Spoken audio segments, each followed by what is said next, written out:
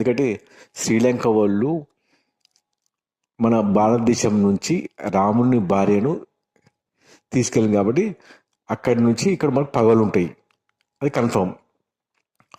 శ్రీలంకలకు India వాళ్ళకు అంటే భారతదేశం వాళ్ళకు పగలు ఉంటాయి, కొట్లాడు ఉంటాయి, అది తప్పదు. ఎందుకంటే ఇక్కడ భారతదేశం నుంచి శ్రీరాముని భార్యను తీసుకురు కాబట్టి ఎత్తుకపోయారు కాబట్టి శ్రీలంక వాళ్ళ గురించి మనకు కొంచెం కోపం ఉంటుంది, ఇది కామన్. కానీ కొన్ని ఏళ్ళు చూస్తున్నా శ్రీలంకను పక్క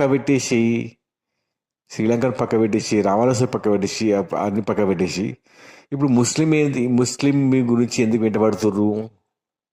సరే, ముస్లిం వాళ్ళు మనకి ఏం చేసారు? మొత్తం భారతదేశం మొత్తం చూసుకుంటే ముస్లిం వాళ్ళు ఏం చేయలే, వాళ్ళు యుద్ధాలు చేసారు, కొట్టాడు, అంతే. ఇది చెప్తున్నా.